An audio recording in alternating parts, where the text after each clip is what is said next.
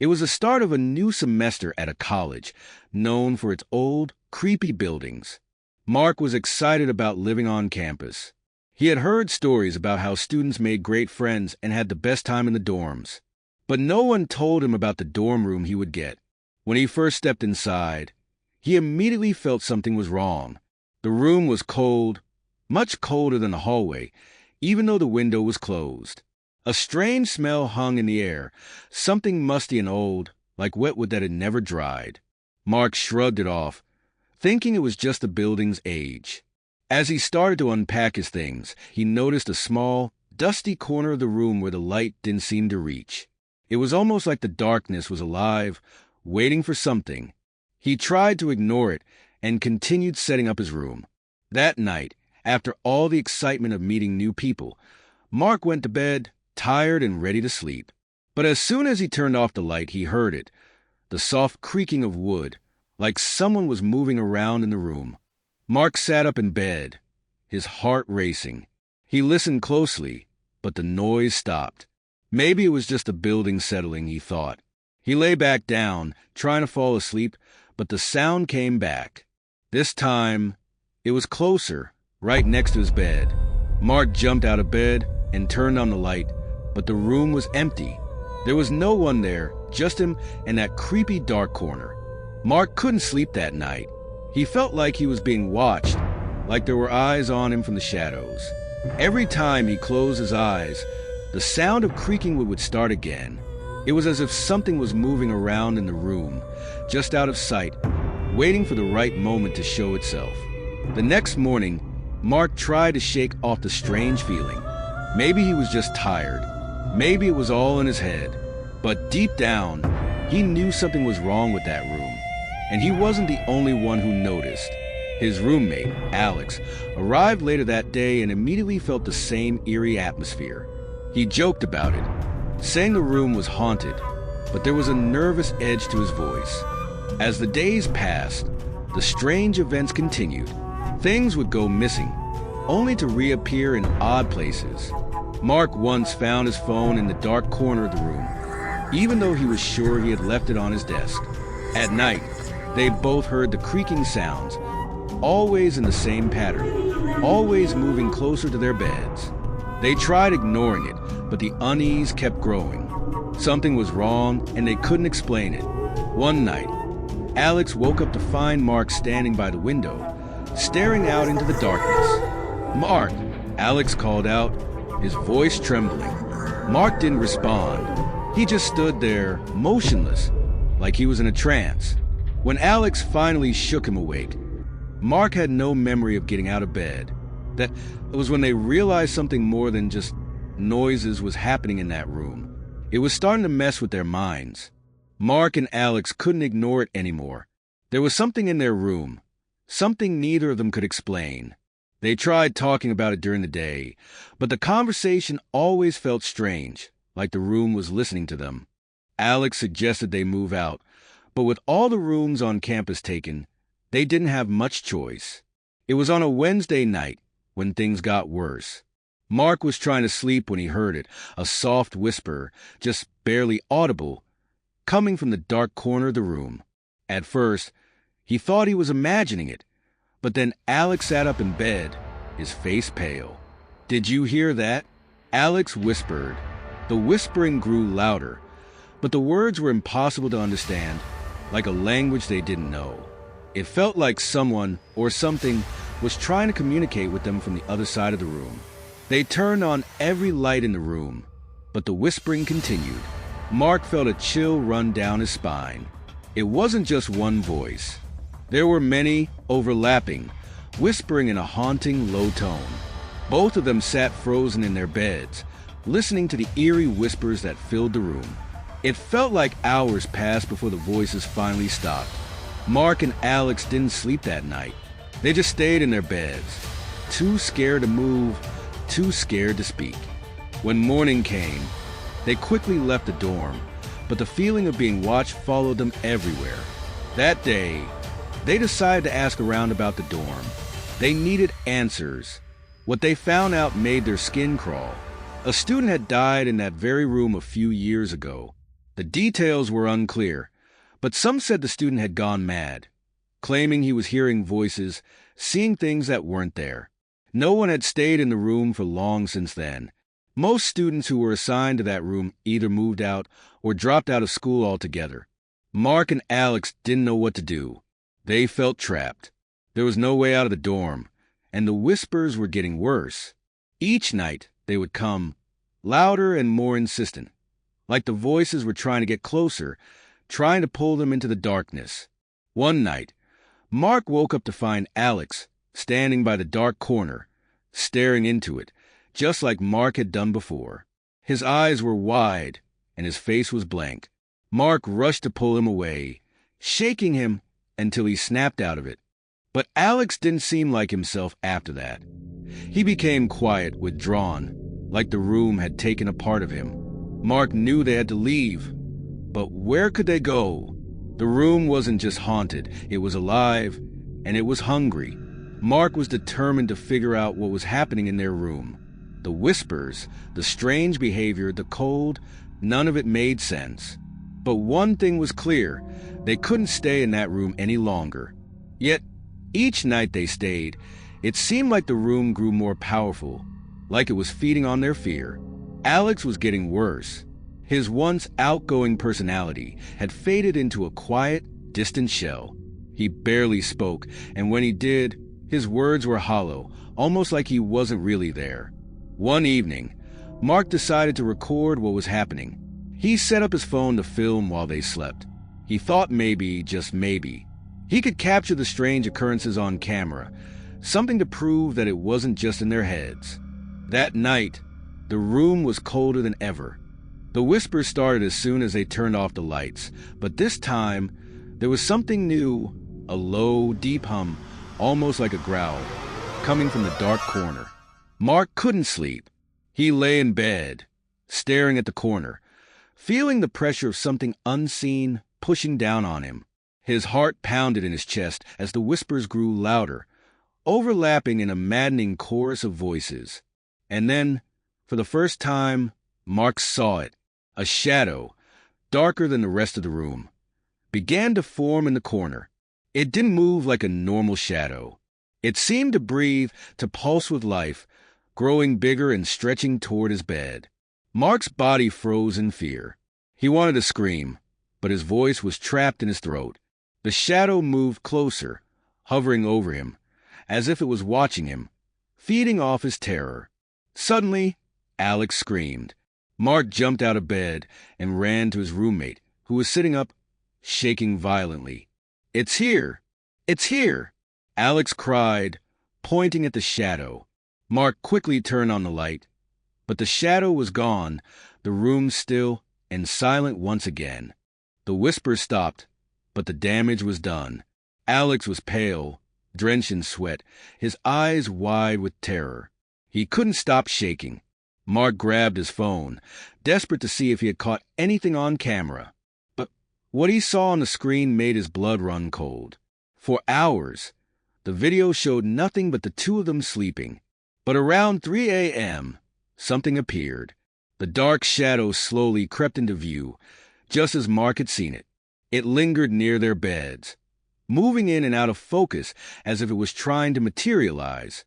And then, right before Alex screamed, the shadow loomed over him, reaching toward him with long, claw-like fingers before disappearing into the darkness. They had to leave. There was no question about it anymore. Mark packed his things that night, and though Alex was in a state of shock, he managed to pack as well. But as they reached the door to leave, something strange happened. The door wouldn't open. No matter how hard they pulled, it was stuck, as if the room itself was refusing to let them go. They were trapped.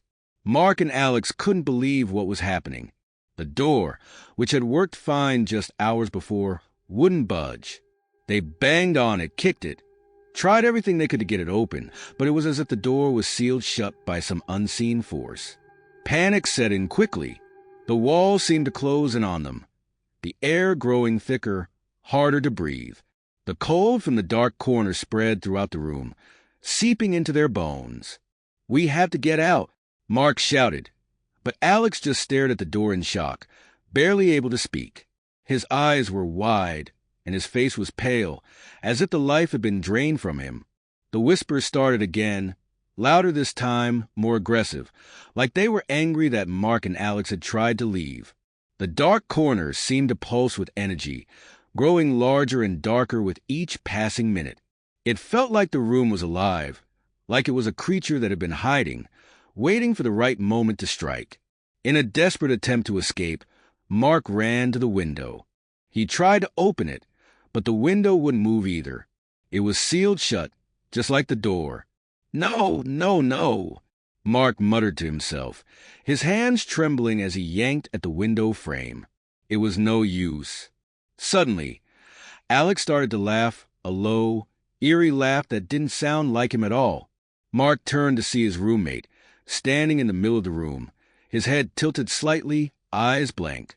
"It wants us," Alex said, his voice distant, almost like he wasn't in control of his own words. "What are you talking about?" Mark asked, his voice shaky. "It's hungry," Alex continued, his voice hollow. "And we're the ones it's been waiting for." Mark's heart pounded in his chest. He didn't know what to do. Alex was acting strange, and the room felt like it was closing in on them. The whispers grew louder, almost deafening, as if they were coming from inside his own head. The shadow in the corner began to move again, stretching and expanding across the walls. It was no longer just a dark spot. It had grown into a towering figure, a mass of blackness that loomed over the entire room. Mark could feel its presence, feel the cold dread that came with it.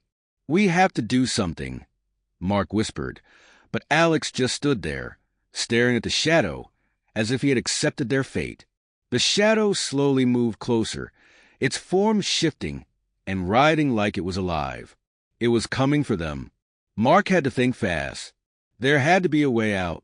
There had to be. Mark's mind raced as he searched for any possible escape. The walls seemed to close in on him. The dark figure in the corner, growing more menacing by the second. Alex's eerie laughter echoed in his ears, filling the room with a sense of doom that he couldn't shake. His best friend was slipping away, and Mark could feel that his own grip on reality was starting to falter. The shadow in the corner seemed to pulse, like it was breathing, alive with a malevolent energy that filled the room. It was no longer just a figure. It had eyes, cold, glowing eyes that seemed to pierce through the darkness, watching their every move. Mark felt the weight of its gaze on him, a suffocating pressure that made it hard to breathe. He could hear the whispers again, louder now, swirling in his mind, telling him to give in, to stop fighting. But he couldn't. "I'm not going to let it take us," Mark muttered to himself, more determined than ever. He turned back to Alex, who was still standing in the middle of the room, a strange, vacant expression on his face. "Alex, snap out of it," Mark shouted, shaking him by the shoulders. For a moment, Alex's eyes flickered with something, fear, recognition, maybe, but then the blank stare returned, and he started muttering under his breath. "It's too late, Mark. It's already inside. We can't escape." "No!" Mark yelled, panic rising in his chest. He refused to believe it. There had to be a way out. He couldn't let this thing win. He couldn't lose Alex. Mark rushed to his desk, frantically searching through his belongings for anything that could help. His mind was racing, his thoughts a jumble of fear and desperation. He grabbed a small, cheap lighter he kept for emergencies and flicked it on, the small flame casting an eerie glow in the room. As the light flickered, the shadow in the corner seemed to recoil slightly, as if the fire bothered it. It wasn't much, but it gave Mark a glimmer of hope. Maybe the light could drive it back. "Alex, we need light. Help me find more light," Mark shouted, but Alex didn't respond. He just stood there, staring at the shadow with that same vacant expression, muttering to himself about how it was too late. Mark felt his frustration boiling over. He grabbed his phone and turned on the flashlight, aiming it directly at the dark figure. For a moment, the shadow seemed to waver, its form flickering like a weak signal on an old television. But it didn't disappear. Instead, it twisted and shifted, the glowing eyes narrowing in anger. Suddenly, the whispers stopped. The room fell deathly silent, the kind of silence that pressed down on Mark's ears, making him feel like he was trapped underwater. And then, without warning, the shadow lunged forward. Mark screamed as the darkness engulfed him, the cold wrapping around him like icy fingers. The whispers returned, louder than ever, screaming in his mind, filling his head with thoughts of despair, of surrender. He could feel the shadow pulling at him, dragging him deeper into its cold, dark embrace. His body felt heavy, like the weight of the darkness was crushing him. He fought with everything he had, pushing back against the overwhelming dread that threatened to consume him. But the shadow was too strong. It was everywhere, inside him, around him, filling the room with its suffocating presence. Mark's vision blurred, and for a moment, he thought he was going to pass out. But just as he was about to give in, something snapped. The door. It swung open with a loud creak, as if whatever force had been holding it shut had finally let go. Light from the hallway flooded into the room, cutting through the darkness like a knife. The shadow shrank back, retreating to its corner, but it didn't disappear. It lingered there, watching, waiting. Mark didn't hesitate. He grabbed Alex by the arm and dragged him toward the door. Alex resisted at first, still muttering about how it was too late. But Mark wasn't going to take no for an answer. With all his strength, he pulled his friend out of the room and into the hallway, slamming the door behind them. For a moment, they just stood there, panting, trying to catch their breath. The hallway was quiet, calm, the normal world seeming so far removed from the terror they had just escaped. But Mark knew it wasn't over. The room still had them. He could feel its pull, even now. And as he looked at Alex, he realized with a sinking feeling that whatever had happened in that room, it had taken a part of his friend with it.